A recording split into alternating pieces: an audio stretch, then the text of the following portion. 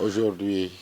nous avons décidé de signer une convention de partenariat avec la direction de la microfinance. Comme je disais tout à l'heure, c'est la cheville ouvrière du ministère de l'économie solidaire et sociale. Nous attendons depuis très longtemps cette importante convention parce que, comme je vous l'ai dit tout à l'heure, la direction de la microfinance mène un combat contre l'inéquité sociale. Et nous, Observatoire de la qualité des services financiers, nous menons un combat contre l'illettrisme financier. Donc il était tout à fait normal qu'on mutualise nos efforts, nos stratégies, qu'on affine nos stratégies pour dérouler des programmes d'éducation financière adéquats sur l'ensemble du territoire et en même temps aussi essayer de parler aux opérateurs financiers pour qu'ils, comme l'a dit monsieur le directeur de cabinet, Cheikh Samb, tout à l'heure, pour que ces opérateurs mettent à la disposition des couches vulnérables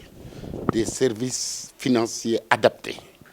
qui sont tout à fait accessibles, mais adaptés à leurs besoins. C'est l'occasion pour moi de féliciter Madame Diop Zahra Iyane Thiam pour le travail formidable qu'elle a eu avec son département à accomplir à la tête de ce ministère, mais surtout dans un projet spécifique qui s'appelle Placer Prix, que j'ai suivi moi-même, que nous, Observatoire, nous avons suivi moi-même. Placer Prix, comme je vous l'ai dit la dernière fois, c'est la plateforme d'appui au secteur privé pour la valorisation ou la revalorisation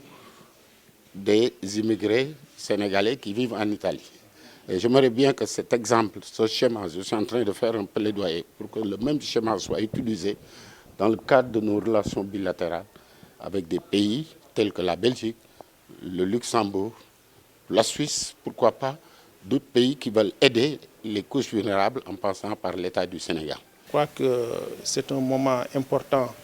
pour nos deux structures d'avoir signé cette convention de partenariat qui marque en tout cas une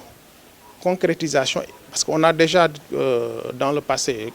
collaboré sur beaucoup d'aspects, mais cette convention nous permet aujourd'hui de formaliser davantage et de renforcer nos relations et surtout de pouvoir mener des activités ensemble dans le cadre de l'inclusion financière et surtout de l'éducation financière. Donc nous allons naturellement travailler sur un plan d'action, avec des activités que nous allons dérouler ensemble et qui vont nous permettre en tout cas d'élargir le champ de l'inclusion financière, également renforcer l'éducation financière des populations, notamment des populations vulnérables. Donc je pense que l'OCSFD a une grande expérience dans ce domaine. La direction de la microfinance également bénéficie d'une large expérience dans ce domaine, puisque déjà elle a eu à piloter le premier programme d'éducation financière avec la coopération allemande. Donc je pense que cette synergie-là va nous permettre d'aller très efficacement et pour en tout cas atteindre des résultats très appréciables et élargir en tout cas la base des populations qui ont accès à des services financiers de qualité et à moindre coût. Alors, j'ai dit tout à l'heure que nous allons travailler sur un plan d'action, mais ce qui est clair, nous allons travailler essentiellement sur la bancarisation de masse, c'est-à-dire l'éducation financière de masse. On va faire de telle sorte que nous aurons à faire des activités de sensibilisation auprès des populations, mais aussi auprès des institutions, des groupes socio-professionnels, des chambres consulaires, etc. Nous allons, parce que le secteur financier, ce n'est pas seulement l'emprunteur ou bien l'usager et l'institution financière. Il y a tout un écosystème. Il y a les magistrats, il y a les élus, etc., qui font les lois, etc. Donc tous ces segments-là doivent être visés à travers des actions de sensibilisation, mais également de renforcement des capacités,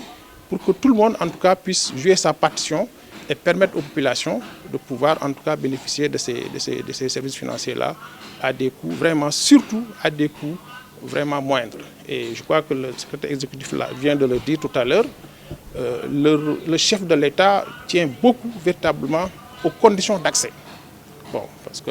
et l'une des conditions d'accès qui pose souvent problème pour ce qui concerne surtout le secteur de la microfinance, c'est le taux d'intérêt. Et donc je crois que nous aurons à travailler en relation avec les autres acteurs, donc pas seulement nous deux, mais en relation avec les autres acteurs, travailler sur comment en tout cas faire de telle sorte que l'accès soit beaucoup plus facile, mais également que les coûts en tout cas du crédit puissent être revus à la baisse.